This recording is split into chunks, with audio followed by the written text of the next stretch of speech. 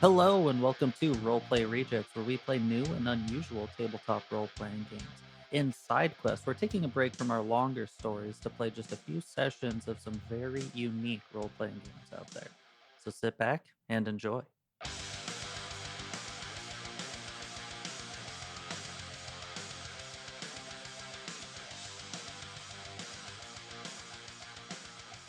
Riffle. Oh, okay. Welcome to Wine About It. The Crow. Yeah. No, that's different. But I love that song, and I sing along every word every time it comes out on my playlist. I've never heard it. Did you ever watch The Cape? No. Mm-mm. I can't remember what it was on at all whatsoever. I watched The Mask. Well, The Cape is kind of a similar vein where your guy learns to, I guess, wield a cape really Nice. fucking well. Okay. To the point that he's like able to like flick it out and like grab shit with it. and Like everything. Doctor Strange. Kind of, but only the cape, none of the other stuff. Okay. Mm. Okay. And then there was like some crazy villains that he had to fight. Like one of them was like this sniper team where it was like a guy behind like in a van with a bunch of like computer monitors and shit everywhere who would Okay. like triangulate positions. And then the actual sniper guy who would get fed information and would know that, you know, guy is behind wall that's about this many meters thick, so you'll be needing to use a larger round in order Cool. to actually like Yeah. fire through it. And yeah, they get their ass beat by a guy who's just can do cape tricks. Dude, That's wild. did he catch the bullets with his cape? I don't think so. It might have been some like bulletproof cape kind of thing. Ah, yes. Yeah, the Classic. classic stuff. Yeah, there was another guy in there who I have like vague recollections of this, but Okay. there was a guy who was like trapped, but he was like a really good bomb maker guy. So good that someone like spat out a piece of gum at him, and then he turned the gum into a bomb. MacGyver. Like okay. Bon Yeah. Voyage. Yeah, like Bon Voyage. I love that song. We said the same thing. But What? yeah, I don't know why It's a that. There's a Dreamcatcher song. K-pop song called Bon Voyage. Oh my god. Oh, he no, knows but it. I said Bomb Voyage. Ugh, Bomb Voyage. I don't like that song. Well, it's not a song. It's a character from The Incredibles. Yeah, that's all that I was thinking with it. Yeah, I don't know why. Are you sure was it's a thinking thing that. and not a fever dream? What are you I talking cannot about? confirm. Or I'm going to deny. look it up. I just want to know when it came out. Yeah, Because I believe you. I'm sure it's probably a thing. I just have to confirm. Sick. Oh my god, you're right. We should all listen to Dreamcatcher now. yeah, it was a thing. Vince Faraday is a cop.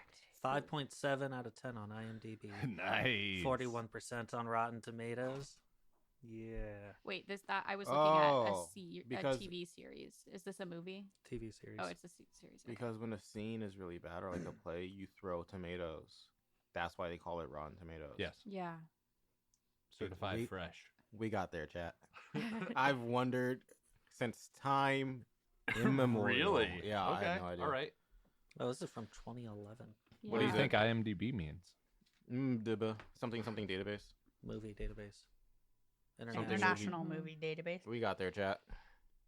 I don't know. I'm asking you all. It is. That's you what do I know? think it is. Is it international? Uh huh. Is that what the I stands for? I'm pretty sure. I'm like Like the House of 97% Pancakes. You sure it's not just internet? Sure. It might International. be. What? Yeah. Interdimensional. IMDb Introspectional. Stand for Internet Movie Database. Indomitable. Oh, I Wait, guess you no were one knew right. what it was. That's crazy because I had What? to reference that in my coding bootcamp. I had to use that.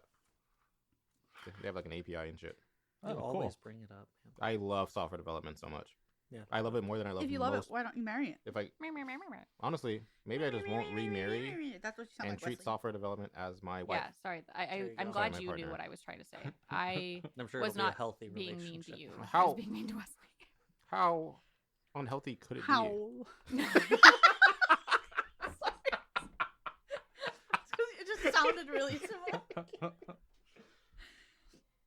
Help me, please. I'm bullied by my friends. No, you're not. And then they're like, "Why don't you invite me to your tea parties? Because you guys are mean, man." Oh, so you're admitting now that you That you don't don't ever invite us. That I don't invite them. You heard it here Interesting. first, because I don't know where else you'd hear it.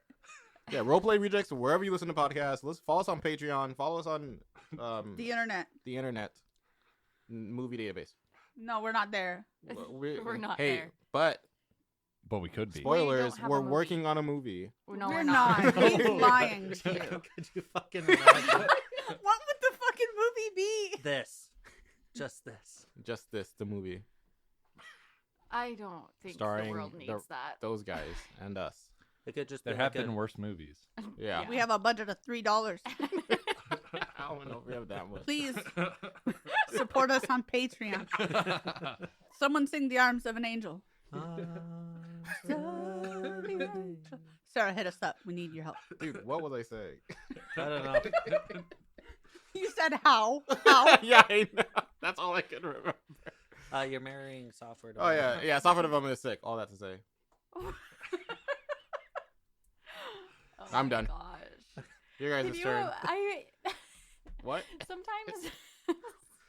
sometimes I think about somebody listening to us for the first time, like when our banter is like truly just wild. Because sometimes I feel like it's like kind of cohesive, and other times it's like this where it's just like What do you mean? chaos, and I'm like, those poor first listeners who are like, what the fuck is this? I thought this was an actual play, and we're like, yeah, but first let us just talk at you, really. Yeah. Mm-hmm. You don't get to have a say because you're a listener, but we're just gonna talk at you, and you're gonna like it. Honestly, it's nothing but beneficial. I was We're going to say, setting the it's a mood. privilege for Yeah. them to hear my voice smooth, like broken glass. Do you ever imagine how boring it would be if we were just like straight in, just kind of like In a world. Sorry, no, that was it. that was I'm all I walking could here think of. Where talks. Where dots are good. Wait, No. that's this one. No. Yeah, I do feel like it would probably be pretty off-putting, but that's probably just because we've never done it that way. So then they'd be like, "Are they okay?" Mhm. I don't like pudding very much. You don't like anything except for dots. She fucking despises me, dude. And dots. Why don't you And like dots. pudding? It's just kind of gross. What do you mean? I don't like it. Give me more answers. What I don't guess you it's like just about it? not satisfying to eat. I guess I don't know, man. I can't say I'm not a fan of goop because I think I like other goopy foods. Something about pudding, I guess I just don't like. It's like, I made this custard stuff one time that you liked, yeah, it was custard. but that's custard is pudding, basically, almost. Yeah, almost, but not quite. What's the Did difference? you know that the It's filling good. of pumpkin pie is a custard? I Yeah. think the difference is eggs. I'm gonna look it Is up. it? Though. I did not have. It was not custard. It was just pudding. You liked it. You're lying to us.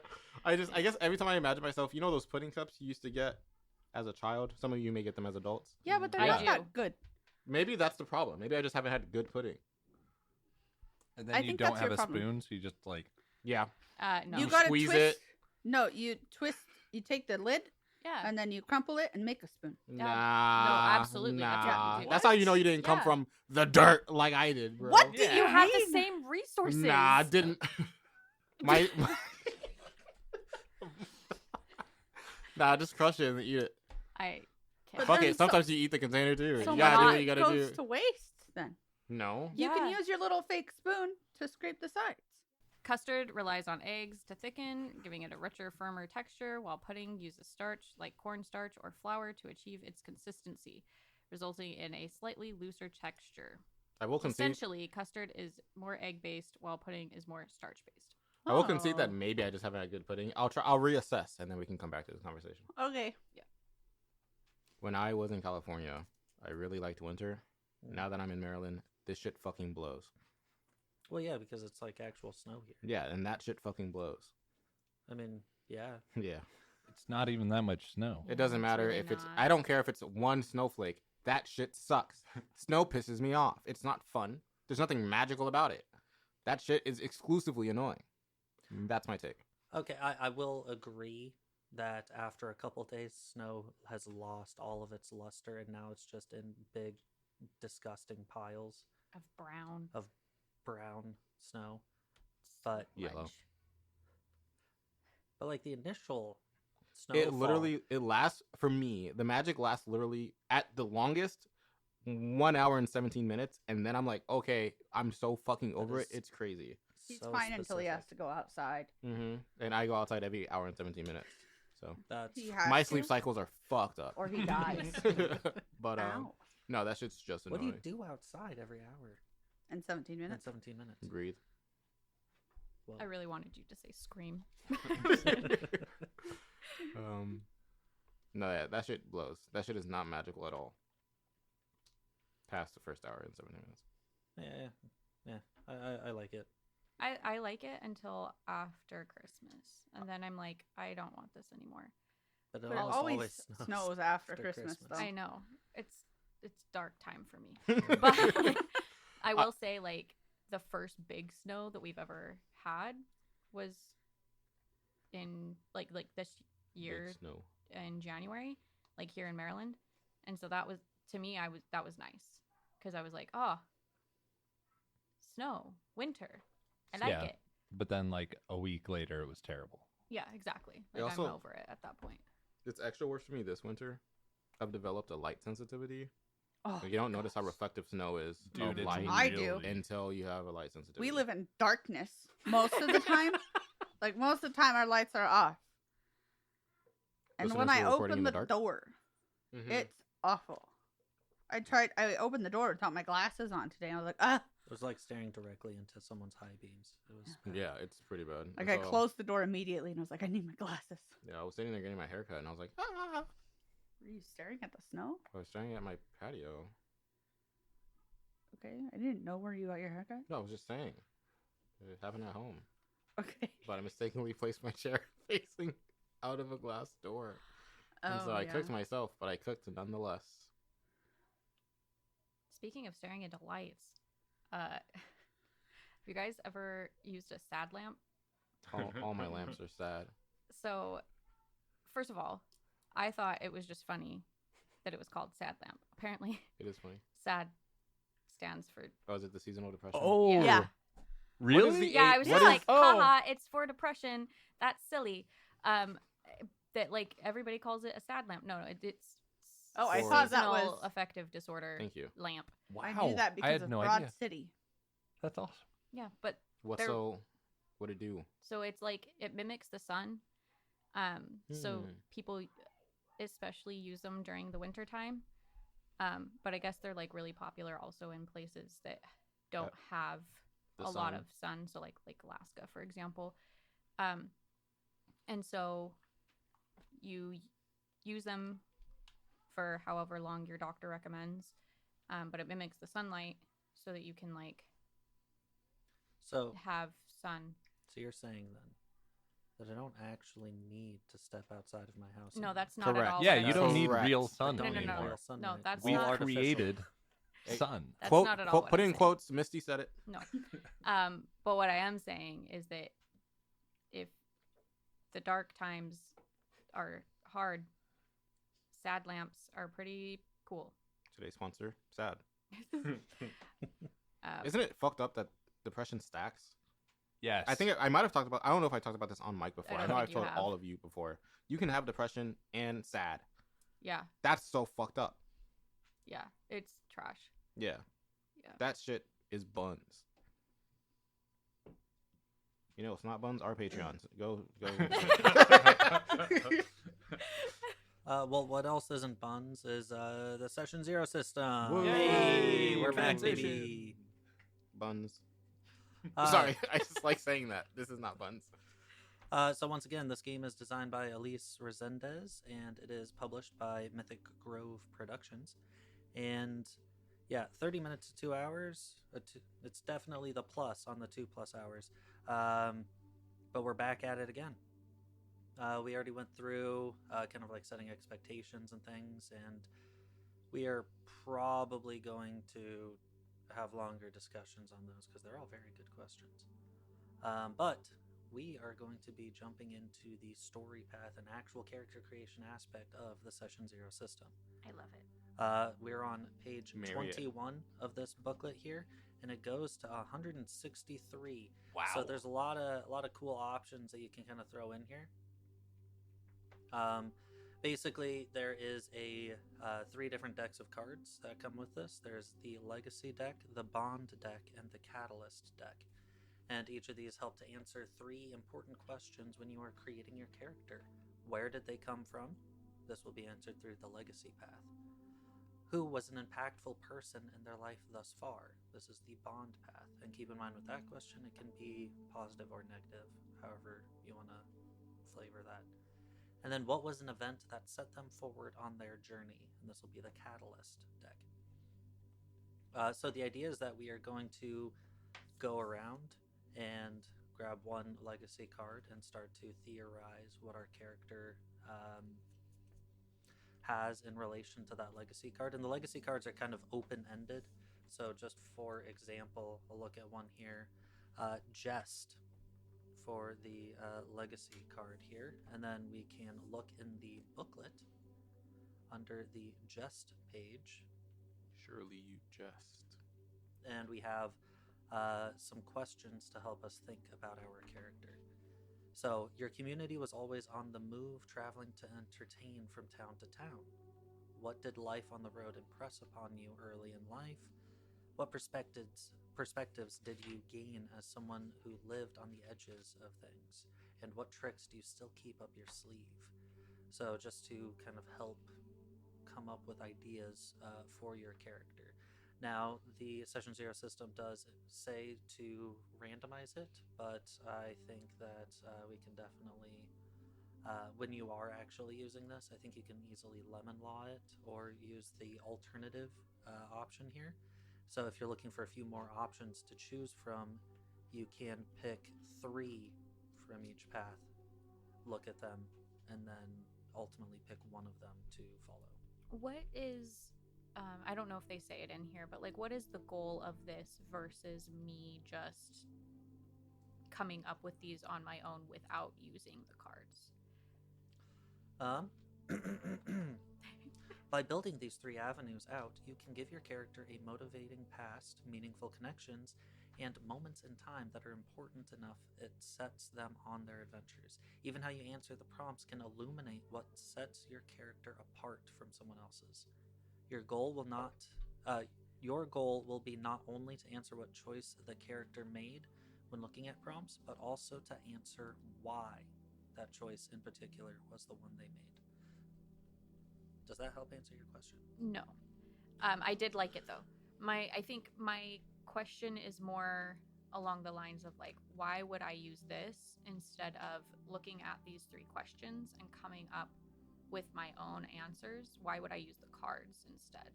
Like, if I know what I want to play. Well, that is one thing that I will say about this. If you know what you want to play that thing. However, if you are, I don't know, a fighter, and you've played your 37th fighter in a row, and you want a little bit more, I don't know, pizzazz. Fighters can be spice. diverse. Yeah, you Fighters- back up. All right, relax. Fighters can be diverse, but when you have played your 400th rogue, Listen, you might want to spice up the backstory a little bit more. And Orphan. adding in the element of randomness can kind of like help enhance roleplay by choosing something that you would not normally choose.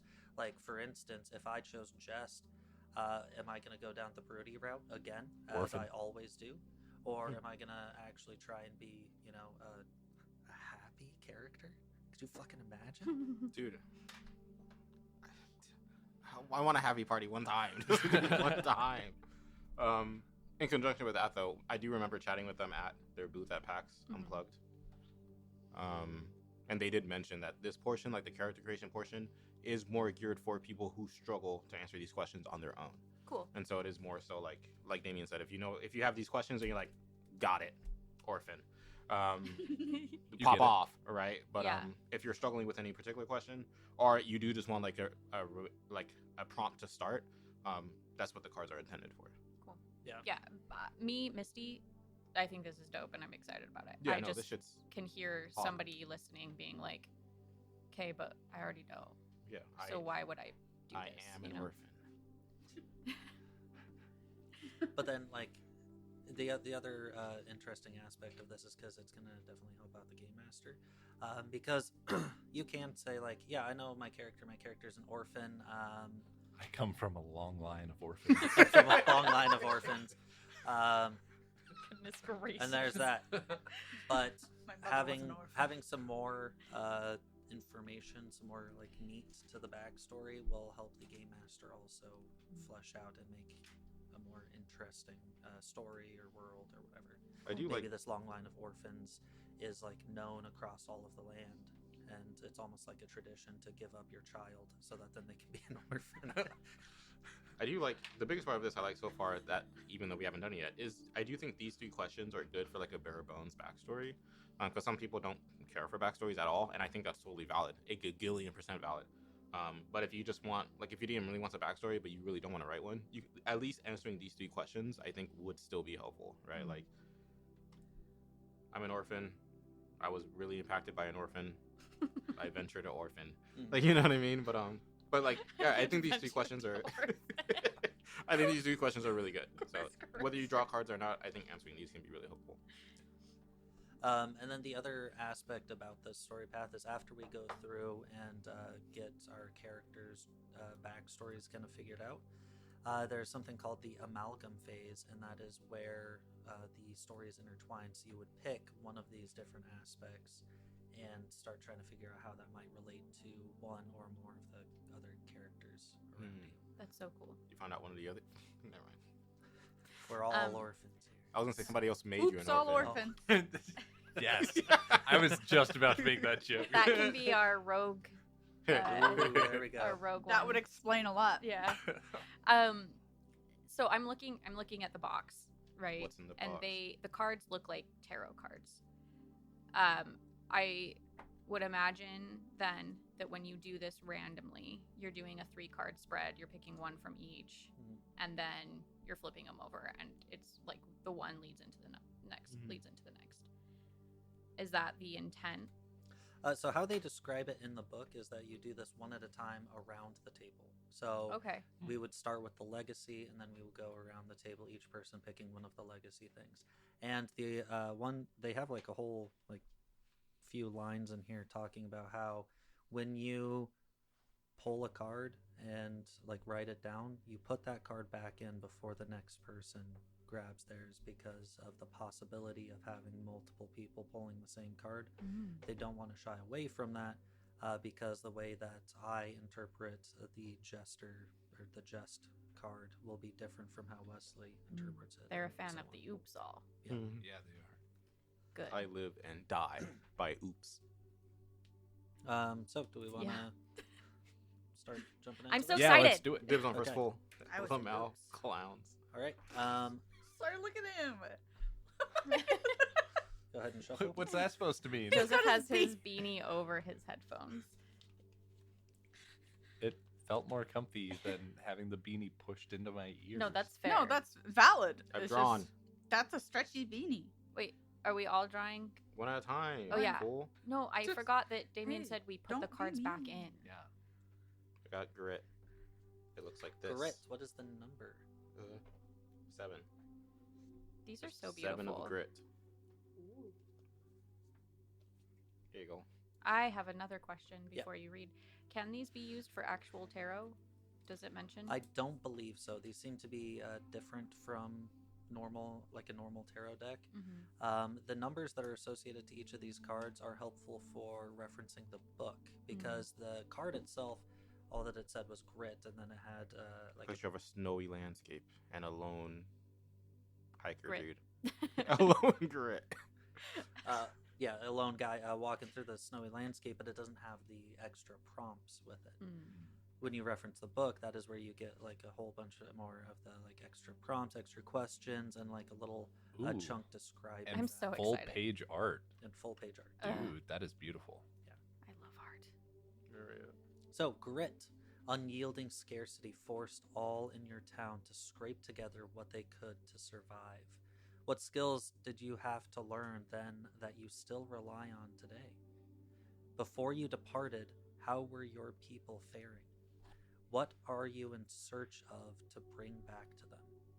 This is kind of interesting, especially when we take into account the resplendent city that we are a part of now. Yeah, resplendent, decadent, gilded, but also tense and uncomfy. Do you want to start answering these questions now, or would you like to see the full chain before you I answer the questions? I want everyone to go. Okay. She got 7 grit. Got just 10. Just. Wait, I would want you to like- see the art. I think I need to see the full page. I think I'm too blind. Yeah. Mal, imagine being Oh. blind, bro. Take off your glasses, Wesley. My glasses don't even help. I'm blind now. Okay. Rip. Would you like to hear this chunk again? Yeah, I forgot it all. Okay. Your community was always on the move, traveling to entertain from town to town. What did life on the road impress upon you early in life? What perspectives did you gain as someone who lived on the edges of things? And what tricks do you still keep up your sleeves? Silly rabbit. I have a new, and it is Ooh. number 1. Show me the art. Show 'em Whoa, what you fire. The art reminds me of that one in Fantasia. The scene in Mulan. No, That's the, what it reminds me of. the scary guy in Fantasia The Mickey that Mouse thing? that has like the fire dancers, and he's like a big gargoyle guy. Ooh, okay. The Something mountain. Night on Bald Mountain. Yeah. Anew, you don't remember your past. In fact, you can only recall events that occurred very recently. Mm. How do you deal with that blank space? What flashes of recognition offer clues about your past? What questions drive you? Are you looking for answers, or is this better? Are you looking for answers? Where's this better? Are you looking for answers? Where's this better? Are you looking for Okay, answers? we're done. Exactly. Yeah, that's what like echoes in my brain. Dude, you remember that one? Oh my god. This reminds me. You remember that one card in Catharsis? Which one? The one. Yeah, you're right. There's a lot of. The one that kind of ended in the loop of like, I think it was like, what's the worst that could happen? The one that made you lower your guard when you were Oh, fighting the Empress? Yeah. Yeah, that shit was crazy. Play Catharsis. This also reminds me of my Bunkers and Badasses character with him like resetting his brain at the end. Mm. So, Oh. spoilers for Bunkers and Badasses. That I shit just- happened years ago. That's your fault. I like that it does mention that. Like Yeah. it does the loop there Mhm. in the. It's in the book. really cool. Yeah. I got a new as well. I choose to Okay. pick She another chooses. one. Nexus 14. Show me the photo. It's pretty. Whoa. League of Legends. The city of your birth sits atop ruins of a people long forgotten, but their magic remains. What influence did such arcane exposure have on you or your people? Was this magic known, or did it remain hidden? What rumors still exist about those dark places today? You gotta put it back. Damien's gotta go. I have transcend. You think you're so much better than everyone else. I'm beyond these mortal issues. Like me, IRL. Transcend. Long ago, your region was the site of a massive extraplanar event. What realms collided, and what ensued? What caused it? Are there relics or reminders of what happened around still? What stories do people tell about what happened to this day? Oh, the art on this is gorgeous. It's a guy like standing on a small bridge above a like magical river, and up in the sky you can see like a fractured planetoid. That is Cool. sick. Man, taking so long right now. Yeah, I know. You have to put your card back. there you go. Yeah. It's someone else's turn now. It's Um, urgent. So this does beg the question, though: do we want to all draw all three and then we talk about character? Yeah. Yeah. Sure. Because I let's do need it. to reference Exactly. back Yeah. to stuff. Okay. I think this game in particular would be really helpful to have. I don't think you need multiple decks necessarily, but having multiple versions of the book, whether that's physical or in PDF, I think this is something that would be very helpful for the table, because you do have to flip back and forth for character creation. And I know that's kind of typical for most games, but it's pretty cool. But just this one in particular, I feel like it would make character creation pretty slow if you didn't have multiple. Yeah, with the cards themselves, you do get like the smaller version of the book, which does go through all of the necessary information. The only thing is that you just don't get the full art or like a small paragraph describing further in depth on all of the different fragments, is what they call it, the legacy bond or catalyst. So to assist with that, I can pass this around. So Wesley, you got 14. Oathbreaker. Oathbreaker.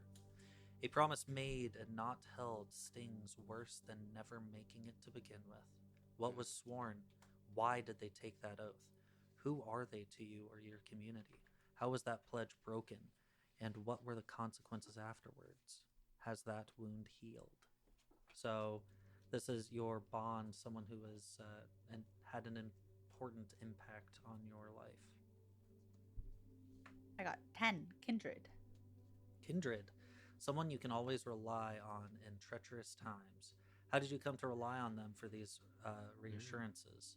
What secret do you both share? Is it yours or theirs? Why do you put your faith in them over others? What is at stake if this information gets out? Steak.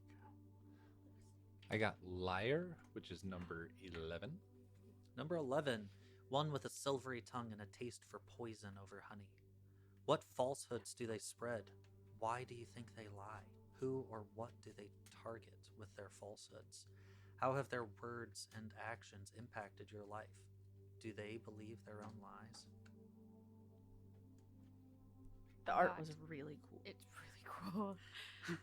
Oh, I lied. I accidentally pulled two Oh, you're cards. She's a liar. Whoa. I'm the She's liar. got 2 bonds. Uh, Call her James. 9, the instructor.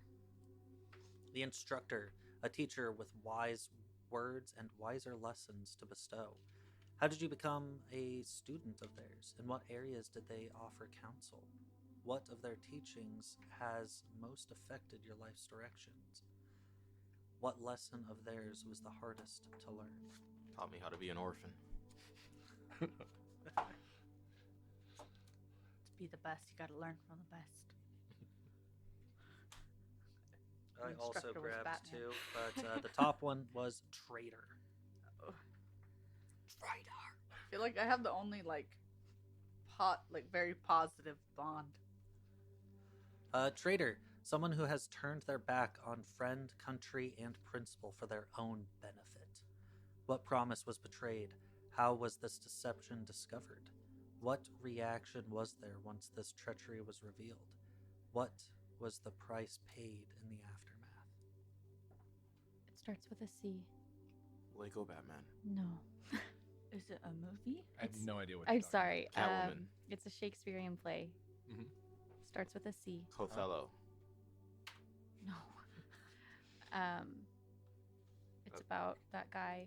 about. Coriolanus. Thank you, Coriolanus. Oh, there's a video game character named after him. Really? Yep. What video game? Odin Sphere. Odin Sphere? I think. Hmm. I might be fucking that up. Okay. Either way, Odin Sphere is a really good game. Coriolanus is my favorite Shakespeare play. Dude, Odin Sphere is your favorite game. All right, next we are going into It's upside down. catalyst fragments. These are more or less the reason why you're out adventuring now. Oh. I got number 3. A leader dies, a life is spared. So, Rom. this one is a little bit more interesting. Unlike the others, these are a bit different. Each comes as a pair with a constructive and destructive option to choose from. Not every rogue needs a tragic backstory, very specifically mentioned. Rude. These can affect a local area or the world at large. Your character can have heard of this event or experienced it themselves, and either can be an equally impactful choice. So, a leader dies. They pass well before their time. What upheaval springs from this loss of power and stability? What opportunities arise and for whom? Who steps in to fill the void? Is there conflict over the change, or do others rally together in memory of the fallen? Are old traditions maintained, or are new precedents built? Versus a life is spared, done so in order to stop more bloodshed. Who is saved, and why does this act of mercy stave off more violence? Who wanted to spare this life? What does this person do with their second chance? Do they consider themselves indebted after being saved? What ripple effect does it have on the region?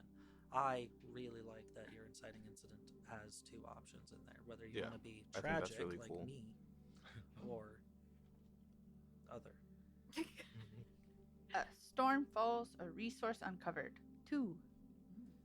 Okay, this is a lot of reading. I'm going to pass this book around now. I'm blind. Gosh. Sorry. Not good at reading out loud. Okay.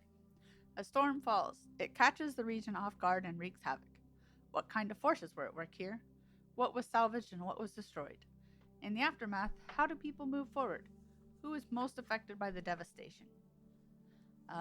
Or a resource uncovered, it brings great prosperity to those who find it. What is its nature? What bounty does it bring? How is its power harnessed? How does it change those who possess it? What costs or risks come in hand in such with fuck? What costs or risks come hand in hand with such rewards? Can I be? I just wanted to know. Can I just not have that one, and can I have 10 because my other 2 are 10? I mean, yeah, you could. Is that? You don't. What if you hate 10? Then I won't do that. Yeah, valid. Is that if that's okay? I think it's fine. Well, let's see if anybody else gets 10 first. Yeah, I was and gonna then- say we can wait. Like, What'd you we have get? Did you get 10? No, I got 12, which is didn't know. darkness looms, light beacons. Here you go. Beckons. I'm not gonna read. Is it beckons or beacons? Is it a K? It's beckons. But it could be beacons. No, it's probably beckons if it's a K. Well, it's not a kid. How did you? What? It's beckons. It's Beckons. That's Wow. for sure beckons. I Yeah. spelled it wrong on my paper. That's why I was so confused. Because you were like, She is it with a said, K? And "How I was did like, you-" it should be, but it's not. And now I'm confused. But it could be beaconing out. No, like because a- that's Beacon. Yeah, that's how I spelled it. It's not. It's not how you spell it. I can't spell, okay? It's okay. I grew up with spell check, Same, brother. and the AI overlords will overtake us because I can't spell beacons. So, 12. Darkness looms. It threatens to devour much within its reach if left unchecked. Is it the peril of mortals, beasts, or magic that brings such things in its wake? Who is in danger of being engulfed by this expanse? Is the force wielded with intention? Is it untamed, or is the source unknown? What do people fear as most as it moves closer? Who is turned on first in the ensuing panic? Sorry, I broke that up weird. Who is turned on first in the ensuing panic? Light beckons. It is a welcome refuge in uncertain and dangerous times. Who offers this sanctuary in these bleak and uncertain days, and who is in need of it? By what power are they able to offer protection? What benefits are given to those within its aura? What monstrosities does it keep at bay? For how long will this respite last, and what happens if and when time runs out? Bum, bum, bum. Bum, bum, bum. I got 16, a place hidden, or a realm revitalized. A place hidden, done so to protect a secret from getting out and endangering others. Who is protected by keeping such information quiet? By what manner of magic or might is a location obscured from sight and memory?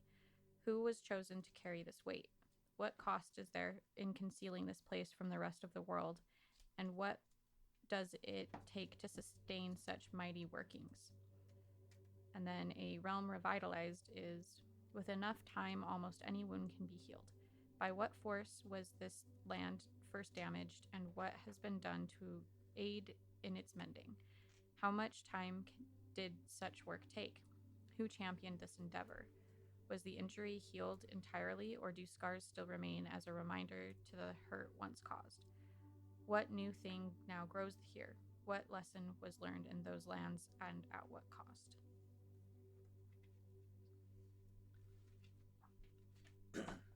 I got a hero emerges, a dynasty diminished. A dynasty diminished, all things, even empires, eventually come to an end. Whose story came to a close and what moved them to finally fall? What does this absence of order bring about in the surrounding regions? Who felt this power vacuum the hardest? What new structures of power were built up after this collapse? Who benefited most from such turmoil? Or a hero emerges. Asked for or not, they have arrived. What challenge do they set themselves against? Why did they choose to act when others did not? Is there something that makes them particularly well suited to this challenge? What order or chaos did their actions bring about? What is public opinion of them? Were they victorious, or is their fate not yet decided? So, now that we have our 3 fragments of the story path, we would talk through what we're thinking for these and start kind of like piecing together a little bit of the world as well as kind of what our characters are doing. Oh, were you wanting to switch to 10? Okay. Oh yeah, I guess it's easier just to look in the book. I want to yeah. see the art. Oh yeah. Okay. 10 is not on this page. Oh. A treasure stolen. It vanished without a trace from a location thought impenetrable. What was the object taken? What significance does it hold, and how important is it to the ones who were its protectors? There's an extra space there. What does this loss signify? What efforts are underway to recover it? Where is it whispered to be being held, and what will happen if it is not found and returned? A relic returned. Brought back by those most unlikely. Who returned it, and what does this act of generosity herald? What boon is given to those who saw its homecoming? Who is most affected by its loss, and for how long has it been missing? What power does this item hold in the hands of its rightful owner? Now that it's back, what change is felt by its presence once more? Pog. Sweet. So yeah, now we talk about our characters and their backstories. We can start relating it to the current state of affairs in El Dorado. This resplendent city. I guess it doesn't have to be covered in gold, but probably. Gilded. If we want, I can kind of jump in first because I am selfish. So I have Transcend, Traitor, and a Hero Emerges. So my initial headcanon is the landscape that I was born in is, if we're going Pathfinder, I would probably say that it's the Mana Wastes, where great wars happened and occurred between these really powerful magical groups that caused devastation to the landscape, so much so that even the land itself eats almost radioactive and mutating magics. As for Traitor, I think we could say some kind of mad mage from my town, which is named Town X. I gotta change mine. Sorry, it's Town Y then. But he emerges and decides that he wants to try and harness the powers that reside here, and then the hero who emerges would probably be the one who put a stop to him and has inspired many a person to go out and adventure, because I'm assuming that he probably had to go and adventure to gather arms and armament and people to put a stop to this guy. That is like the overarching thing, but if I go through and actually look at the questions, what realms collided and what ensued? I think just kind of a war ensued with one of the neutral planes. I feel like they don't get enough attention. I agree. The chaotic neutral plane, whatever the name of that one is. But that one probably like warped into existence, like the layer between realms starting to geek out on both sides there. What caused it? No one knows. Bum, bum, bum. Are there relics or reminders of what happened around still? I think absolutely. This place is probably like riddled with various different magical artifacts and the like. What stories do people tell about what happened to this day? Um, hmm. I think the term apocalypse is thrown around a lot. And people outside the region would say to their kids, if you misbehave, we'll send you to this place, Town Y. Town Y. Yeah. And then if we go over to the bond. Come on, where are you at here? Traitor. What promise was betrayed? The promise to be just like a cool, normal, chill dude. How's this deception discovered? I think he was pretty public about it. The classic, like, yeah, I'll enslave you all. What reaction was there once this treachery was revealed? Probably fear initially, as the people of Town Y did not have the means to counteract him. And then what was the price paid in the aftermath? A lot of unjust deaths. Probably a lot of orphans. Probably a lot of orphans. And then, where are you at here? I need a hero. There he is. What challenge do they set themselves against? This crazy wizard guy. Why did they choose to act when others did not? They're goats. Is there something that makes them particularly well suited to this challenge? I think no, because that makes it a more interesting story. What order or chaos did their actions bring about? I think it was more order, in that Town Y was actually like safe a bit.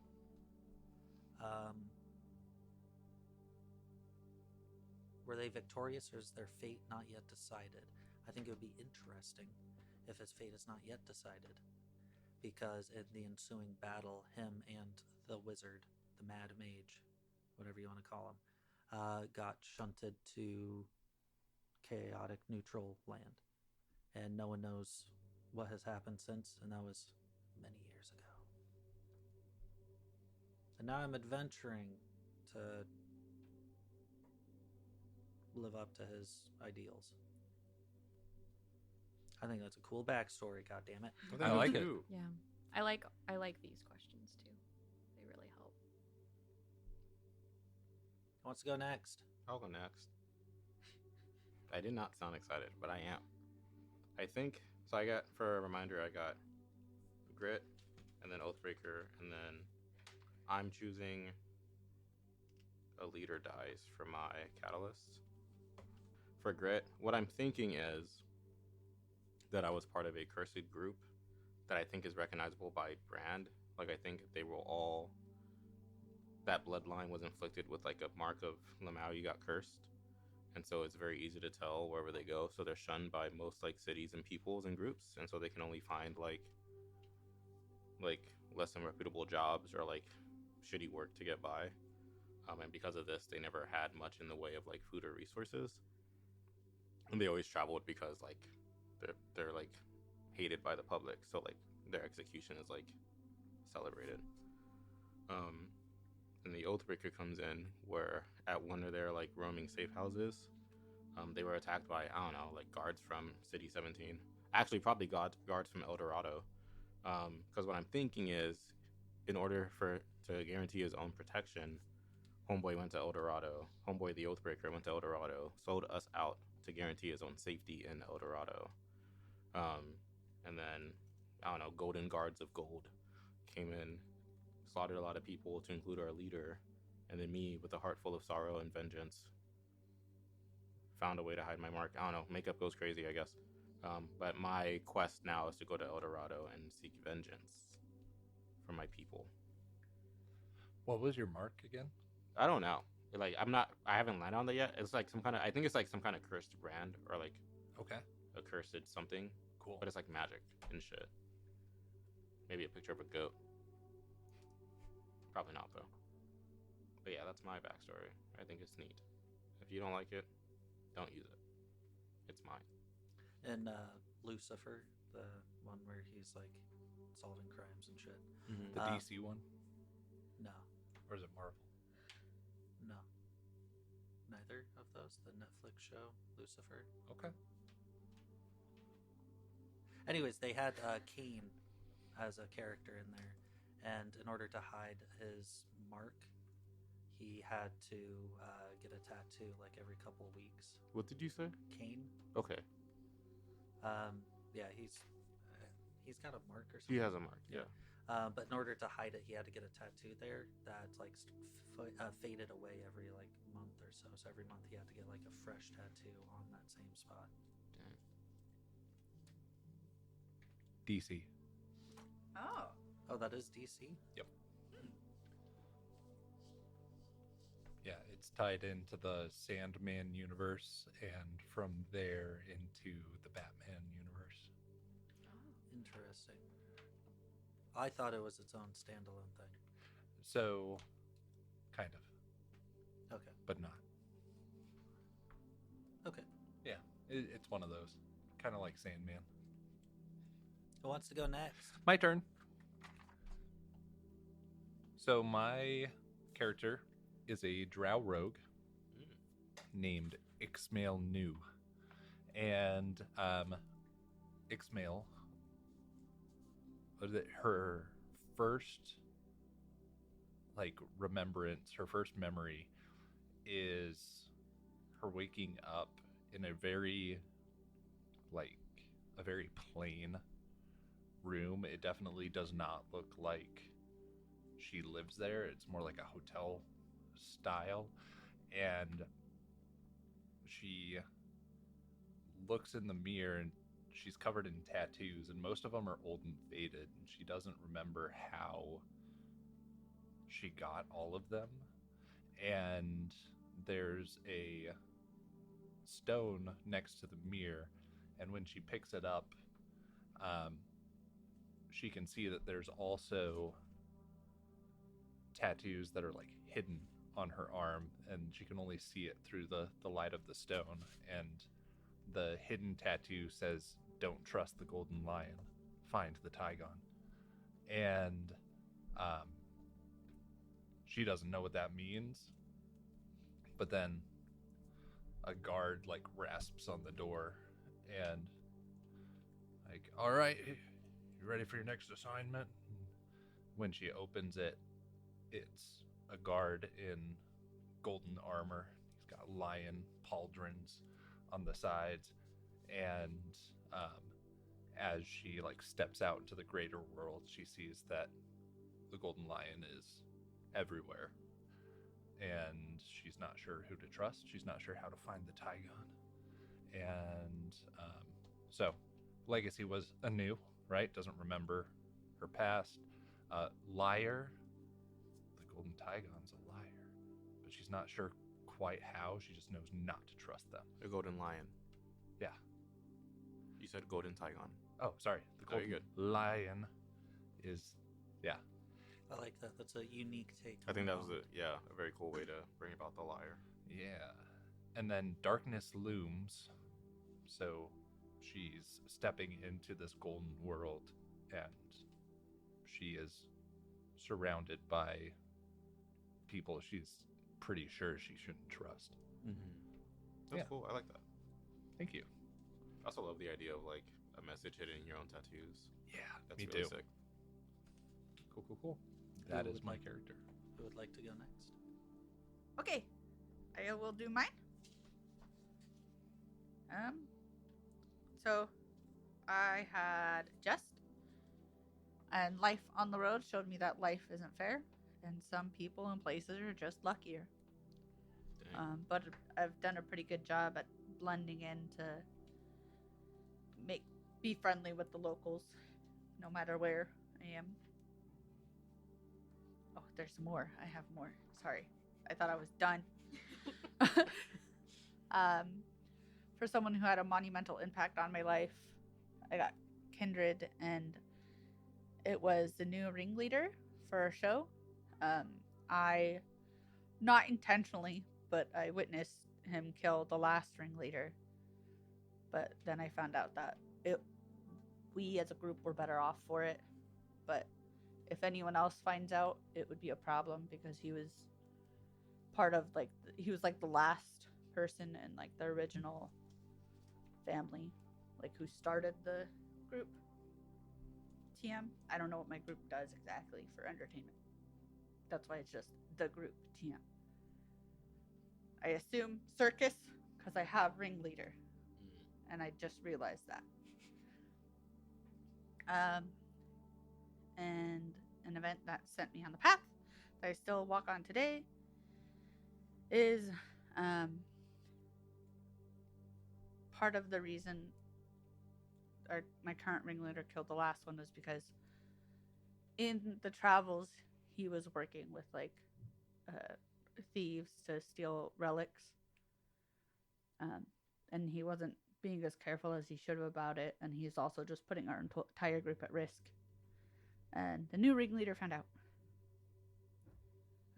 But so now we're trying to return objects quietly. So we're returning to the cities that we've been to, trying to get that. And for the Golden City, or for El Dorado, it's a staff with a golden lion's hand. We don't know what value it holds because we haven't been back. But I like now the we're going idea back. of reverse stealing. Yeah. That's it. That's me. It's cool. For my legacy, I had the Nexus, which was like your city was built on top of another ancient magical city type thing. And it I really like the story of the Falmer in Skyrim and how like they had really good intentions but then were betrayed, and that's like how their doom kind of came about. So my city is like a Falmer-esque origin story, that like my family was a part of, the like wanting to side with who the group that ended up being like our downfall, which was like El Dorado. And then the magic from my people is hidden in plain sight throughout the city, and rumors are told as fairy tales by children, but only told in secret by the adults in hushed tones. So it's like not really something that the current ruling group likes to talk about, because like most of my people were wiped out. My bond was the instructor, and we just watched Furiosa. And there's this really cool historian guy. I don't remember what his name was or what his actual position was, but it was like essentially a historian. And he has tattoos all over his body that help him remember what life was like before the like apocalypse, essentially. So I wanted to steal that idea, and my instructor has a similar thing where he has like the history and the magic of my people like tattooed all over his body. And He's called the History Man. Oh, the history man. Yeah, I just looked it up. And so I learned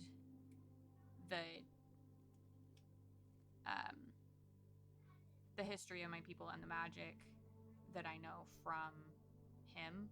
He's like the last person to like know all of that stuff in context of like being alive during that time. And then my catalyst, I chose a realm revitalized, but instead of that already having happened, I chose to have it be a final prophecy that came from my history man, that told of our realm being revitalized, and my goal is to see it through. So like the catalyst was the prophecy and the like hope of that happening, but I have to go out into the world and make it happen.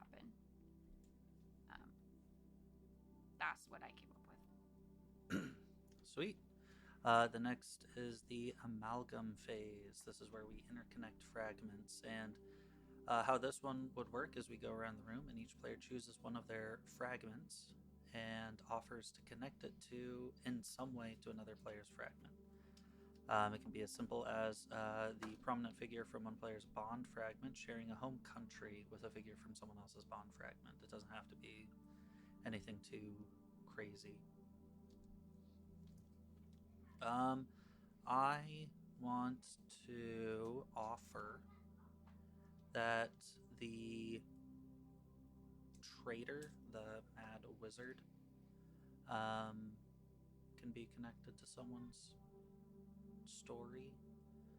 If anyone has any ideas on that, I could imagine that someone trying to be, I don't know, mad like he was, might have had more farther reaching effects than just my town Y.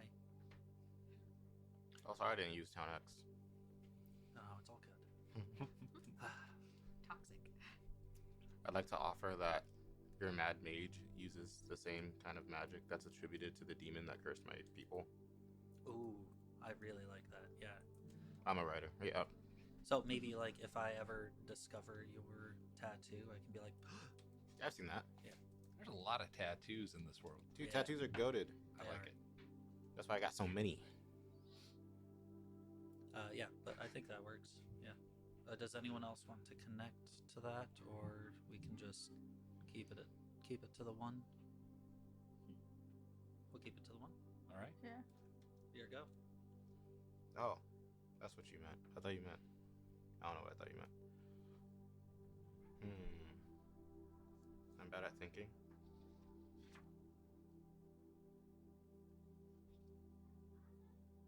Someone else go. I have one if you're cool with it. Okay. I think it would be cool to have part of the prophecy that I was given be connected to what your tattoo said. Have it be like either the same thing or maybe like the opposite, or probably not the opposite because like the golden lion's like in charge, but like some sort of like tie in with that. So, how about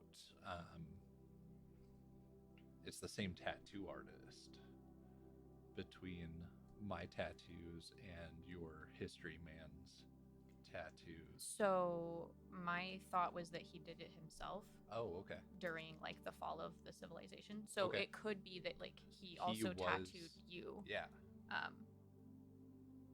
But yeah, That would be actually, cool. I think, be kind of cool because you don't remember.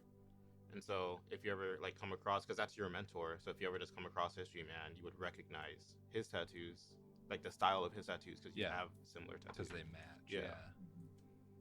I like that. Cool. Yeah. Also, though he did die. Never mind. So yeah, it was Ooh. his I take it- final I take it prophecy. all back. So He's we'll dead. never know, but I Well, like that. no, Or I You could. would She could imagine, recognize you. Yeah. Yeah, I could recognize you, and I would imagine that I probably, similar to the whole concept in Furiosa, where she tattoos herself to remember like where she goes, like where she's supposed to go. I might not have a lot of them, like he does all over, but maybe like certain magic I've tattooed on myself to remember, like certain points of history. Cool. Because I really liked Stevie's use of tattooing in Stew Pot. And I think that would be a really fun thing to explore more, but not necessarily this exact same concept. I just like magic tattoos, I think. Cool. We are tied together. Who wants to go next? I don't know. I don't have any connections. Well, all you need to do is just offer up one of your fragments, and then we can all kind of jump in and see how we can intertwine the party. I mean, I travel. I could connect really in any way. What if? So my guy just wants to like uphold the kind of like inspiration of Hero X. Dude, I was gonna use. God damn. But I could imagine maybe pretty early on in my travels, I run into your group and hang with them for a bit. Okay. Us Same, arriving in the city.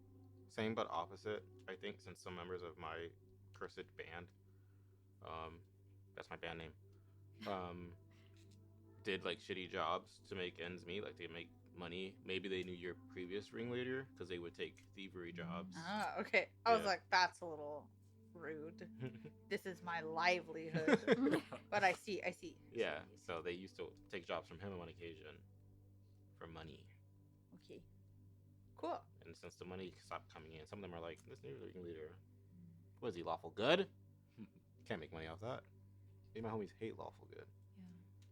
Well, and I think like the Golden Lion Yeah. staff being stolen, like I don't know if you wanted that to be like a secret that.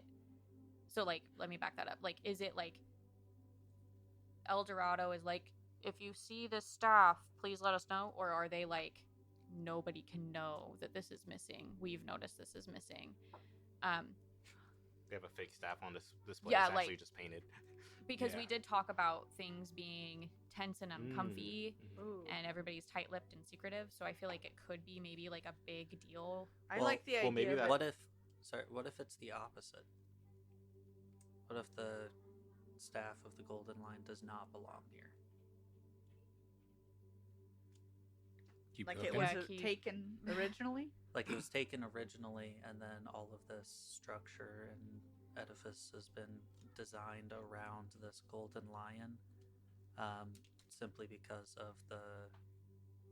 Ooh, okay, all right. I've got an idea here. He's okay? cooking. He's cooking. So we know that this guy, the leader of the group, is running out of time. Maybe that's because the staff of the Golden Lion summoned some extraplanar creature in which he had made a deal,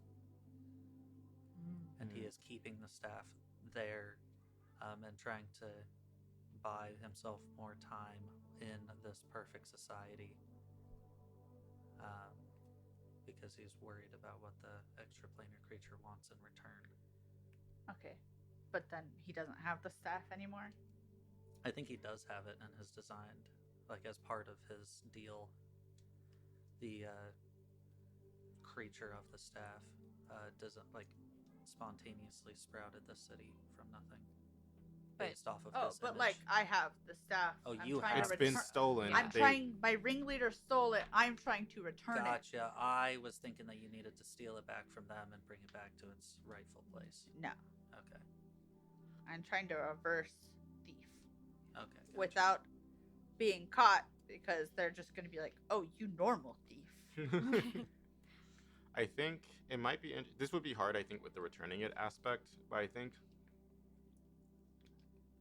part of the reason, and maybe we already alluded to this earlier, I don't remember the timeline, but I think part of the reason our glorious, not shady leader could be so anxious and nervous is because the staff going missing is the first of several omens that leads to the Golden City's downfall. And so that incident of it going missing in the first place led to his like oof feeling. Like these omens mean something because And now and there's that could tie into the prophecy that I was given of like my people's like revitalization. Mhm. So for me, that's a good thing. it would be crazy if it was like even the same prophecy. Yeah. Right? Like what spells doom for him is pog for you guys. Yeah. And so then that would be a good tie-in for me and Stevie to like have a little bit of interpersonal conflict of like, I know you morally want to take this back, but like I can't But it'd be really let that sick if you happen. didn't. Yeah. Like what else could we do with it instead? And Ooh. you don't trust Golden Yeah, Lions. and then he'll see me with Mhm. this. Like if he sees me with the staff, I don't trust you. Mhm. then Yeah. he's gonna be like, "Oh, that's not." That's a golden line. And I'm like, "No, that's not mine." And Yeah. yeah. Okay, yeah. I swear I'm holding it for a friend. Yeah, like I was I gonna don't return know how that got it. there. Dude, that's fun. So with that, I think we've pretty much gotten all of the amalgam stuff done. And me, if I were the game master for our little group here, I have a story already now. I didn't have to do fucking any work for this, but now I can start like pulling at strands of story that we have kind of crafted together.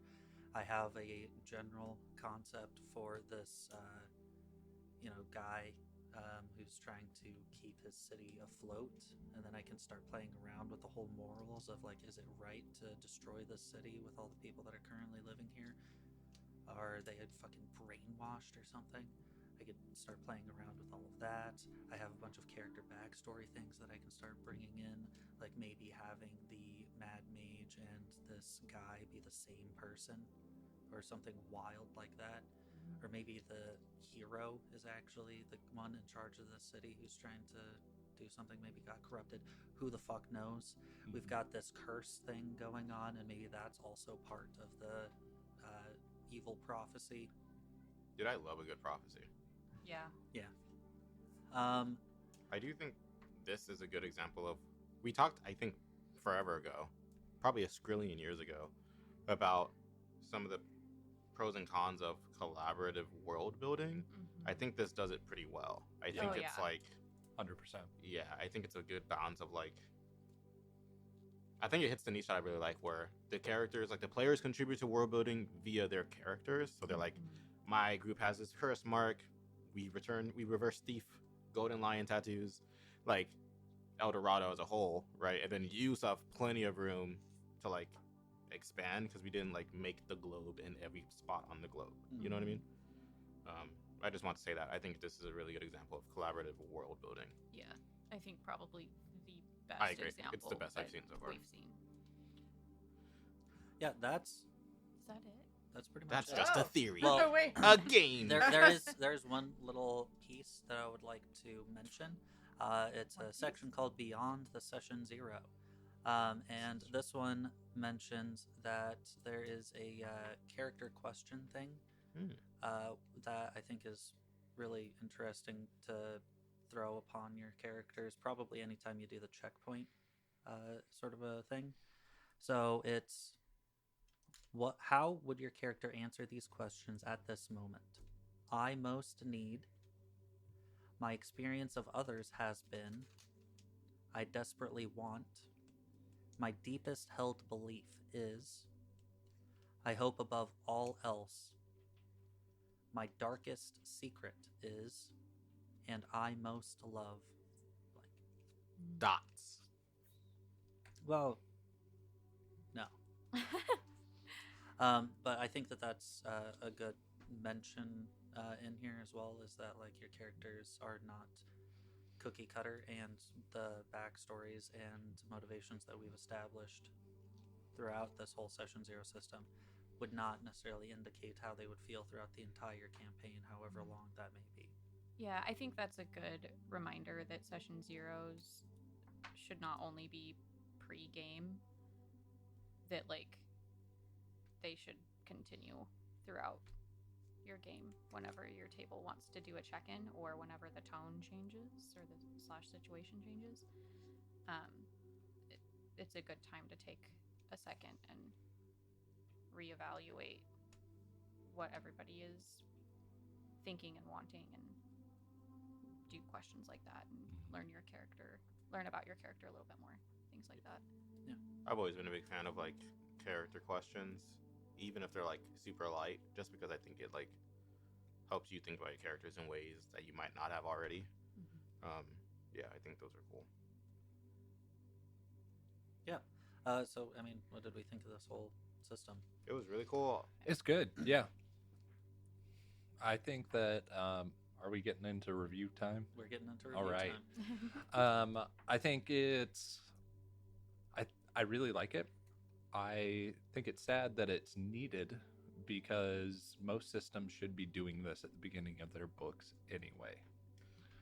Um, and I think that a entire system for it is a lot, but I really like how they do it. They do it very well, and I think that uh, anyone who isn't sure how to run a session zero would really benefit from this. Yeah, I do think I kind of like that it's its own thing because it. I think because like you're already like a lot of books are books, and so they only have so much space that they can afford, or that they choose to give to like session zero and safety tools in general, and having its own dedicated core in the session zero system allows them to be as like descriptive and elaborative as they want, Yeah. which I think is really cool. Yeah, I also like that. Like, I feel like a lot of times I feel like in a lot of books the like prompts for like backgrounds and or like new player classes or whatever are usually, I feel like they're normally not that helpful for me personally. Like they're very like, maybe you're sad, your character's sad, like but all I feel like I feel like all these questions and prompts were really good at like getting my thoughts thought in. And so I really appreciated that. And also the tarot cards too. Like they have like the sentences in there, but even just the cards, like I feel like the imagery and like the wording is really good at invoking like ideas. Yeah. I think tarot would be a good way to build characters just generally. Like I know Like these aren't actual- real yeah. tarot cards. They are definitely different, but I think doing a tarot reading for your character first session could be really cool, and then basing your character off of that. Dude, and then you can have a fun tarot party with tea. Where you A Or a tarot party. Yeah. For sure. Oh yeah.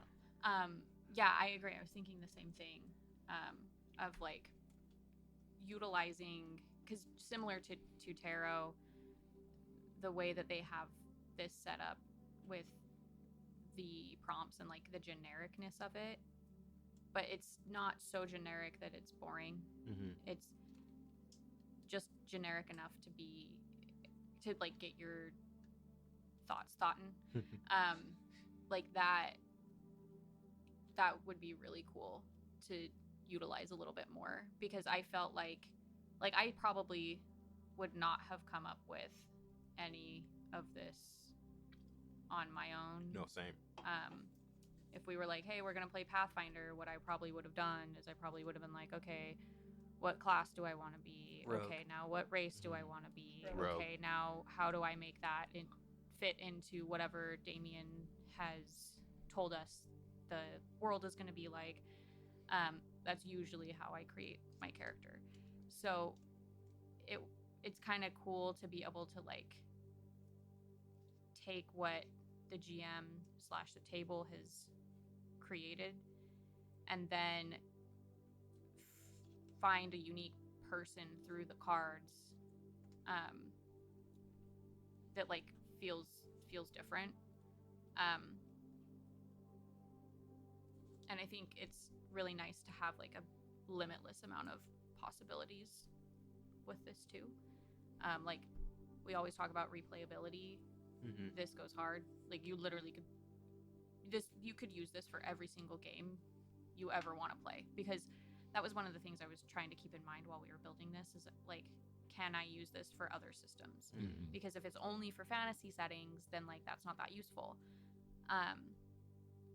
But as I was going through, I was like, no, this would have been really helpful for Star Wars, and this would have been really helpful for like Call of Cthulhu and things like that, where like you could create this story and then figure out how to diversify your stats based off of that. Mhm. And now, like, with this story, I can go in and be like, okay, like, what race could make sense for this, like, fallen people who took over this city? Like, those types of questions versus, like, what's the most advantageous statistically speaking, you know? I disagree. I don't think this would fit in every game because some games do this well already, and they like help you build up a character well. And so I think that these could step on each other's toes a Sure. lot. Like you could definitely use this to fill in the cracks, but I think doing this full session 0 like we did, along with a full character creation could like make that first session very, very long. And I think Call of Cthulhu does it really well. I agree. think Pathfinder does it well. I disagree. No? Yeah, I disagree on that one. Okay. I think I'm confused. Like, what do you mean clash, particularly? So Or do you think, is it more like you would just go through character creation twice? Is that how you feel? yeah, Yeah. because like if your career's like defined in let's just use Call of Cthulhu. Mhm. If your career's defined inside of there and you've already outlined like who your nemesis is and like things that you don't want the other player characters to know, and then you do this on top of it, I feel like you'd be doubling the work for not double the output. Does that make Yeah, sense? it's not for every system. Well, Yeah. I don't know. I feel like in situations like those, where you have like the whole nemesis, what secrets do you have? I feel like if we did this first, I feel like it would just naturally fall in because I already have a nemesis. My career would probably just relate to my first legacy card, and I feel like I just feel like they would be related. I feel like it would take the work out of doing it the second time, right? Like if I already Okay. know, because you already know your character, you're right, so you wouldn't have to wonder, oh well, what kind of job did he do? Because you would know what kind of job he did. Okay. You know what I mean? But what about games where you can die in character creation or your job is very like important to the character creation? Like I think that first example is very niche. it is, I but there are a handful of games that do it. And so you Sure. could have like created a whole But that Character happens session even 0. without this, right? This doesn't cause that problem.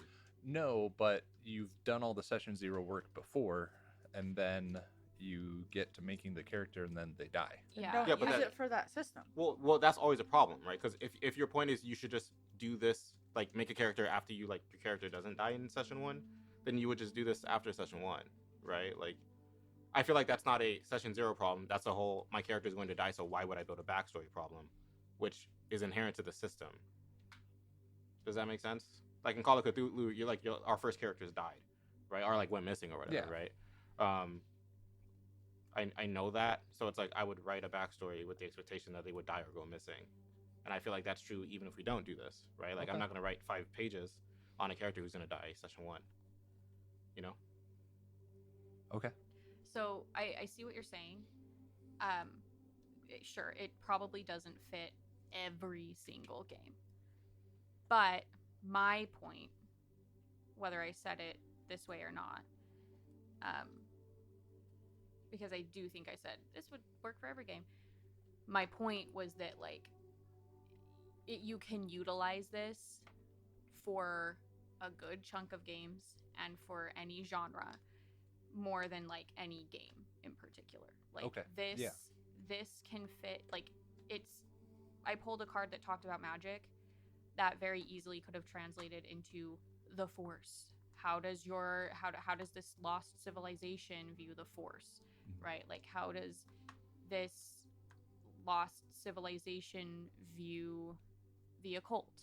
How did Mhm. like it's very easy to plug in any genre, in my opinion. Okay. I yeah. do think it will work for most games, in that if you do it beforehand, like Wesley was saying, I think you can easily slot in your stuff. Because, like, looking at this for Pathfinder, I can take this, and now all I have to do is pick my race and my class. Technically, I've kind of already picked that in some way because I know I'm a magic user. So now I just have to narrow down whatever type of magic user I want to be. And then from there, pick out like my starting gear, right? So I think if you're worried about it clashing, you need to know the game that you're going to be playing well enough as the GM. I think this is a GM responsibility. Yes. Know your game well enough to know whether or not it would potentially step on toes, right? So like if your character could die in character creation, then maybe this isn't the system to do before the game. Or like with Imperium Maledictum, for example, which it has a really cool character creation thing inside the game. Like, you probably wouldn't want to do this in particular before, but maybe you could do it after, because you don't really create your character backstory during that. What you do is you determine whether or not you are going to take the dice rolls that created your character, and like move around your XP based off of that. So if you have like that, then you could come back to this and pull out your cards and be like, okay, how does this fit into what, mechanically speaking, my character is? Does that make sense? Yes. Okay. I think I still disagree just a little bit, because I Okay. think that Imperium Maledictum did a lot of the character creation and a lot of the backstory things very well. It didn't ask us in-depth questions, but it did ask very specific questions. Sorry. And so like I do think this is a good supplement, but I don't think it fixes the problem with Imperium Maledictum, and I don't think Imperium Maledictum has problems. Yeah, but we haven't gotten deep into it. Yeah. Okay. The Session Zero system, I think is fantastic. I think it's great. What it does incredibly well, which is just enhancing characters' backstory in fantasy settings. It does not work in modern settings. I'm going to be completely honest. There's You think no so? possible way for this to work. Because I was How thinking, am I supposed to pull Transcend and have a realm clash without adjusting the prompt heavily?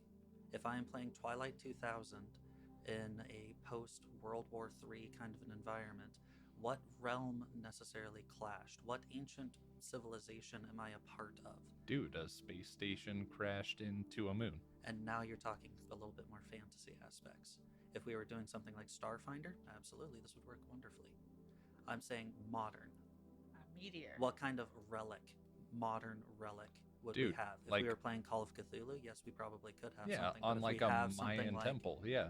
Twilight 2000 of a modern kind of a Can thing. you use a different example than Twilight 2000? 'Cause we're not Because all I familiar. don't know what that is. Yeah.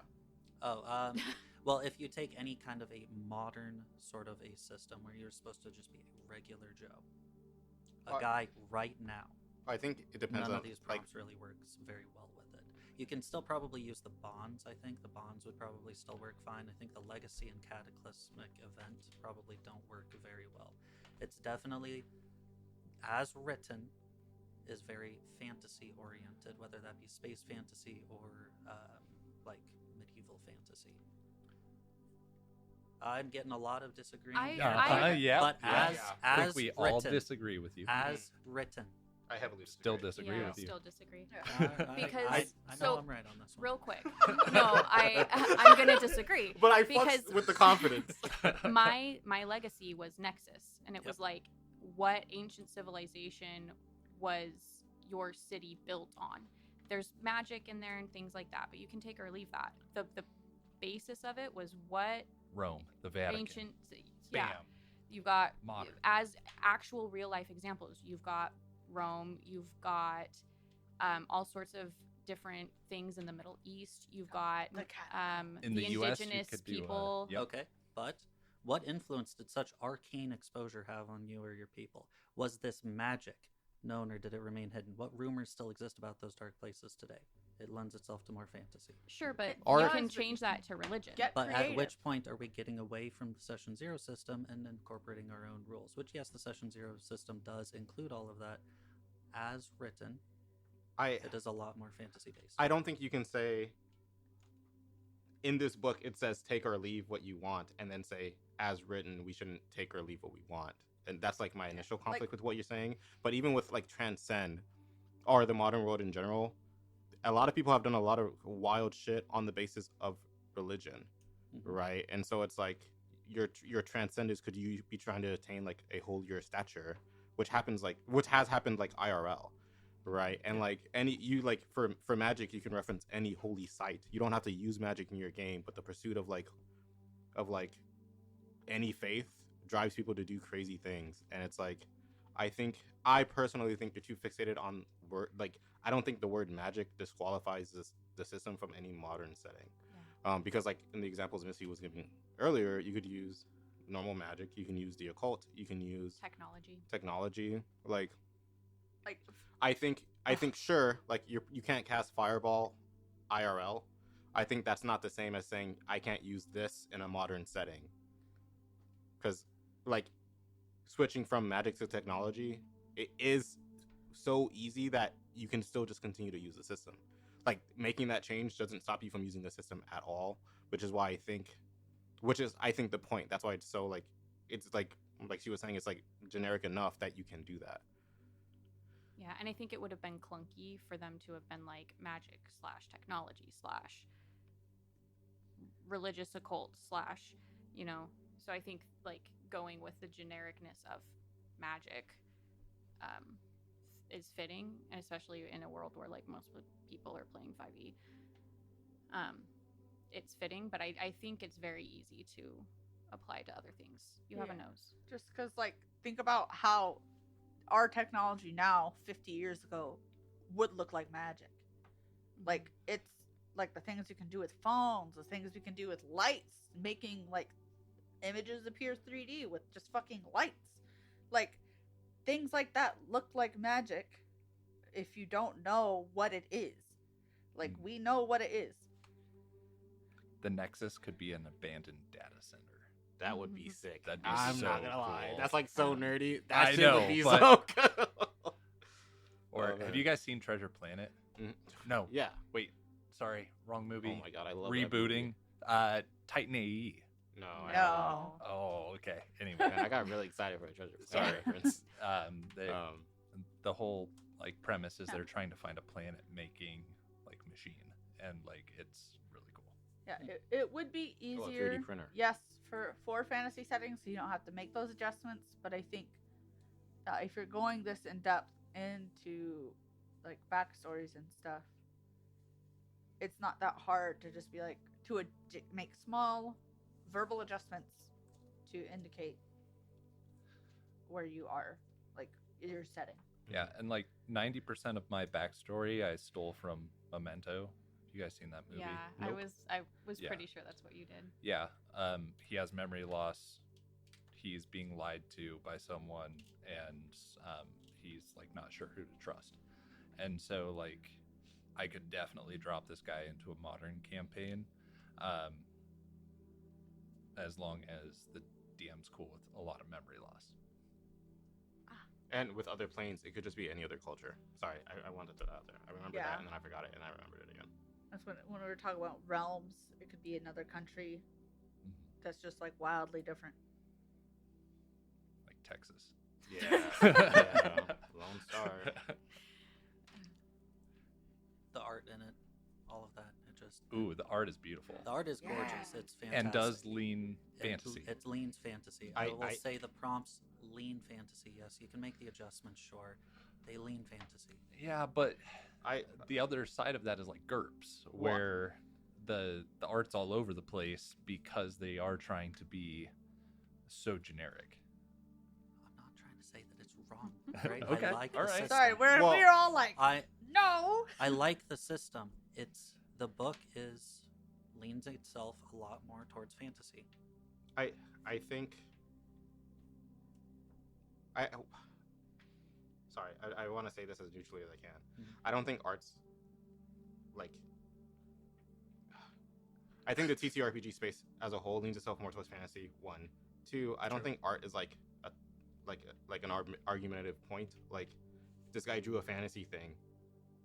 Sure, like the cards would be the exact same if they didn't have that fantasy painting, and if they were more modern, like the prompts and the text would be the same. And additionally, we've named like I think you got 3 cards that did like I guess sound more fantasy-y. I got grit for my first card, right? Like I think there are also a lot of cards that aren't that way. So I think a lot of that does just depend on which cards you get. I think it's very easy to get nothing magical in your cards because I got grit, Oathbreaker, and a leader dies. And so it's like Yeah, and that sounds more like a modern military type campaign Mhm. to me, right? Grit and like a leader dies. Breakfast. Like, yeah. love me some grits. Grits are good. Grits are good. My preferred porridge. What are your grits tomorrow? If I were to use the system, it would be for fantasy, for the character creation at the very very least. I still think that you can probably pull a card real quick just to be like, I need this NPC to have a little bit more flavor. Look at the card, read that it says crit, and be like, he's a hardy motherfucker. Mhm. And you can use that any system, any setting, whatever, and that'd be more than fine. I like the character creation in here. I think it is really nice, and I think that this book goes really well with something like Dungeons and Dragons and Pathfinder, Morkborg, where the backstory just is not fluffed out enough. Like a lot of Pathfinder character classes will have something to the effect of, if you are this class, you probably do X. Other people probably think this about you. Something to that kind of an effect, which it's good, but if you want like more substance there, using the cards and the character creation thing in here, I think is really good. The safety tools that are in here, I think are also really really good, obviously. And I like that they just reference other safety tools, which because like there's already pretty good ones good out there. Gillian. Yeah, there's And no a lot reason of to good like ones, yeah. reinvent. And then also having like the expectation checklist, any system, absolutely any Oh. system, Yeah. always and forever. I think the mood and tone, like the prompts, I really like that part. I love that. Yeah. Mhm. I wanted to come back to your comment about clashing. Okay. I think maybe there is a possibility my brain is just smooth. Go for it. Because like I think because none of these are mechanical, I personally really struggle to see where it clashes. Like So I think my problem is there are some games where it would fit better before character creation, and there's some games that it would fit better after. And you have to know character creation before you can make you make that call, and so decision. if it's your first time playing a game, you might not know that. Yeah, and like, and I think there are probably games where like you would have to split it for it to make sense, and that would be a pain. And so yeah, like I wish that all TTRPGs had this built into them. Because they would consider their own. Yeah. They would have a good session 0 and a good character development backstory Mhm. maker, but because they don't, I feel like this fills in the gaps. Yeah, I think if the game already has a good enough character creation system, there isn't need to use the character creation system from here unless you're just trying to look for one-off prompts to enhance your character's backstory. I don't think you need to go through the whole like legacy bond and all of that stuff. Like especially for if we're gonna take Call of Cthulhu for example, you have a nemesis already in there, Something built in, like that, something yeah. like that. You've got your bond. Skim through the bond section real quick for any prompts that you think would help enhance that, but you've already got it made. You don't need to just like pull a new card, kind of a thing. Um, that's my opinion on it. And if we also Yeah. go into like Twilight 2000 or Traveler, where they have like as part of character creation, it's its own separate game. I don't think you need all of this. And I've been reading the rules for Deathmatch Island, and they have a character creation that's entirely random because you wake up on the island and you're like trying to figure out what's happening, right? It's a very lost feeling. And like making a backstory doesn't make sense in there, and they have a very good session 0 like sheet that they print out because they want to keep some of the they want to keep a lot of stuff hidden from the players. And so they're like, here's your session 0 sheet. If you don't want these things, then you're not going to use them. And so like I'm looking at this because that's the one I've most recently read, and thinking, I don't think I could use any of this for Any of the character creation stuff. any of the character creation. I think even the like session 0 stuff, because it is so defined in that game already. Yeah, the Like, mood and the tone is already defined. Yes, yeah. Okay, yeah. Expectation checklist, though. I think you can probably use that one. I think that would just be more of a question of whether or not we want to play this game. Yeah. Yes. Right? Like, Yeah. it wouldn't be, how do we want to play this game? It would be like, play this or not. Yeah, so we would need to do session 0 before we even picked a game. The expectation checklist, honestly, I think could be done before you even pick a game. Yeah. I think so too. Yeah. Yeah, I think. Okay. So. That's my gripe. Misty has a nose. I forgot it already. It's okay. I really like this. I think it's really cool. I'm sad we're not going to get to play these characters. Yeah. That's what I I- wanted to I was say. like, I'm I excited was about like, the damn, story, this and now would we're be not a going to cool- fucking play would be it, sick. and I'm sad. I wish I okay. didn't already start Brave because I would have wanted to do this before Brave. The oops all. Maybe the next time that we end up doing that, we dredge these characters up from the grave. Maybe. I don't know. We'll see. I don't know. I don't know. No. Steve So- says no. We did spend a lot of time there arguing semantics. Mhm. Sorry. I think all the Yeah. antics. Sorry that we all like jumped down your throat and you're like, no, this could be modern if we wanted. We Yeah, did it. which- Math we need is to math. come- yeah. I see that you could switch realms to like different countries. I see that you could switch like or like different cultures or something to that effect. I just think you're I don't very know. lawful. But it is written for magic. That's all that I'm trying. to I get just think across you're really lawful. I wouldn't Yeah. even say that. I Yeah. think Me it's because of personally. Magic the Gathering.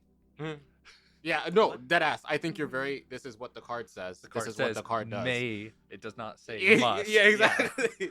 but that doesn't make a lot of sense because when we're playing games, I will throw rules and things out the window just for a better narrative, anyways. That being said, that is my stance on this. is that Okay, I think all right. that It is a It little is bit your more stance. fantasy oriented, but like I said, you can absolutely use piecemeal the prompts together to help enhance your kind of a backstory. The things that I would steal from this game would be I like the character creation process. Cool. Like I really liked that whole thing, and also making it a little bit more random. I think if I were to do it though, I would do the where you draw 3 cards and then pick one of those 3. That sounds a little bit more like what you're wanting to play through. Because I, a little bit more choice in the matter Mhm. rather than having it be completely random. But I really like the character creation, and I know I should only pick one, but the expectation checklist I think was fantastic. Yeah. Yeah, I agree with like everything that you just said. As far as like, I really love how the character creation was handled, and I really like the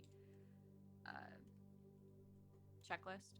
I also genuinely really love the idea of mood and tone, and like coming back to tone, and like Mhm. what is this next arc going to look like. So to be honest, I would steal everything. The one caveat I have to what you were talking about with doing like choosing the 3, I think that in particular should be up to each player, because I personally need to not have choice sometimes, because otherwise I'll sit here and I'll take 12 years to create a character. It already took me a long time and I only pulled 1 card for each thing. So I think that if you are going to steal that idea in particular, don't get fixated on the specific number. Just let your character or your players figure out their character based off of the cards in whatever amount makes sense for them. Yeah, 'Cause I honestly, like the limit. Draw until you see a card art that Yeah. looks great. Yeah. Like I got, However you wanna do it. like I wanted it to all be 10. Yeah. And I think that's fine. It doesn't mean anything. But I was like, the other 2 I drew were 10. I want this to be 10, and that would make me happy. And then it was difficult to make it make sense.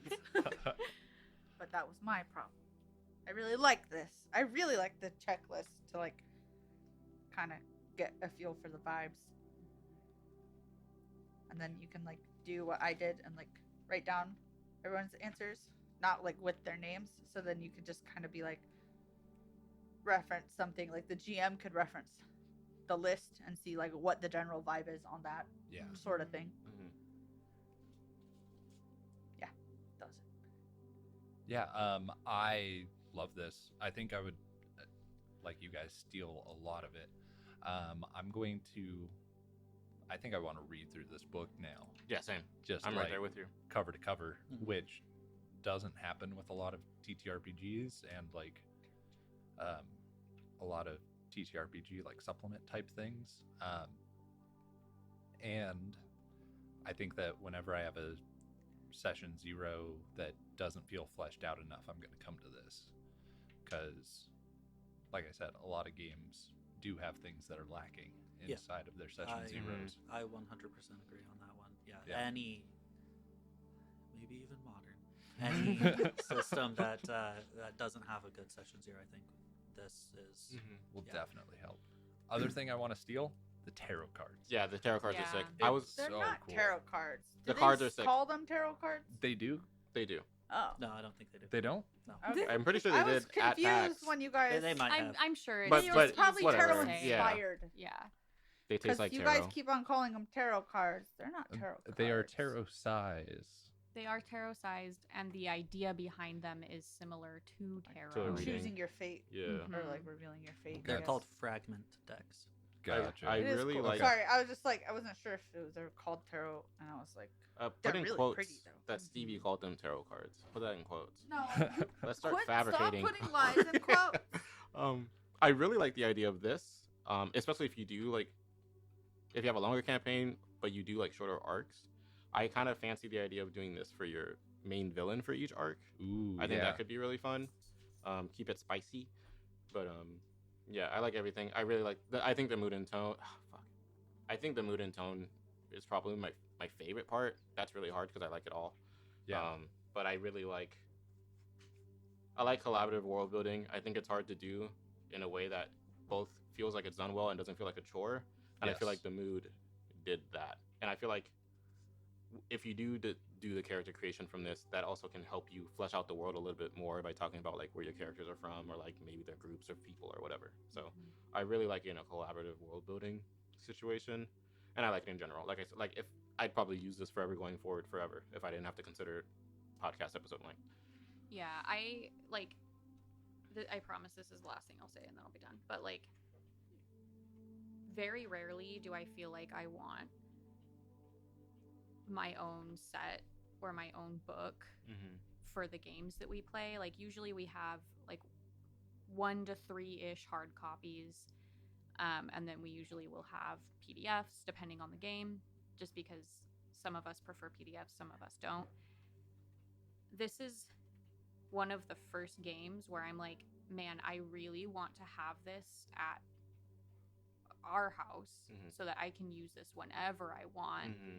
to help me come up with backstories or to help me with GMing or whatever. Because usually I'm like, well, like Wesley has it, so I'm fine. Or Yeah. Damien and Stevie have it, so like if I need it, I'll borrow it. I don't want to have to borrow this. Like No, I I want agree. my own On version. demand. I'm so- glad I fucked up and bought it because we already had one. Because we were at PAX and Damien bought it and let everyone know. And then I read the message and then I walked by the booth and I was like, "Hey!" and I forgot. And I also bought it. And I'm really glad I did that. Because now we have two of them. No, we don't. Oh, you're right. Because now we have one.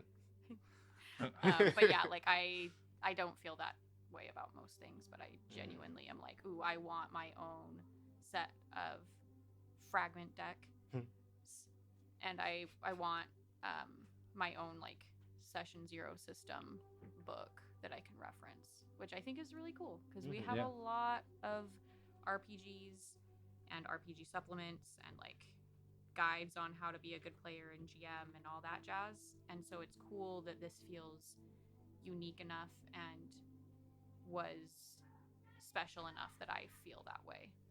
You know? Yeah. That brings up a point that maybe no one will agree with, but I will. I think Okay. reading through like the first half, like everything pre-character creation for this book would be really good for new GMs. Oh yeah. To help them know what to consider when starting a session 0. I feel like session 0s are really easy, not to fuck up, but like you don't know what you don't know, and so if it's your first time DMing or first time like playing games in general, like even if you're a new player, you don't know what to ask or you don't know what like to even like to think of, right? For Mhm. That's quite a while as a GM, I thought that Session 0 was literally just for character creation, and that was it. Not even backstory stuff. Mm-hmm. And so I think this is a really good like. I just think it's really good for new players, for old players. Yeah. For me, Yeah. it's mine. And I love the idea of using it as a GM for Yeah. your villains or for like major NPCs or things like that. Like it's just like this I'm probably is gonna so use it for useful. villains going forward, Mhm. at least for a lot of them. Yeah, the important NPCs, try and give them like the Yeah. full. What's his name? ordeal. Nexus. I am probably going to use this for the next game that we're going to be running, which has been mentioned a few times. Potato RPG. Imperium Maledictum. We're going to be set in the Warhammer universe, the I'm so grimdark excited. future of the 41st millennium. I'm so And it's going to be a whole lot of fun, and we might even have a special guest star or something for pretty Something. much the entire campaign, which is going to be the first time we're doing that. Very excited, but we're not going to tell you until the first episode comes out. But yeah, we're very, very excited for this one. Mm-hmm. I love Warhammer, and hopefully after all of this, I will force everyone to play 40k with me. I already have an orc army. Well, then let's play. Daka Daka. I You still never won't play. invite me. True. Yeah, you know what? Wait. I'm the villain here. Yeah. Yep. But yeah. Anyways, You- Session 0 system, Yeah. fantastic. It's Sick. Wonderful. Pick it up. Would recommend. If you buy Highly, anything highly. we've played on here, buy the Session 0 system. Yeah. And buy our Patreon. yeah. Yeah. Those two things. Yeah. You're set for life. You Yeah, know? that's all you need. Uh, Well, you smell bad. yeah. Yeah. Later. Deuces. Bye, Bye. guys.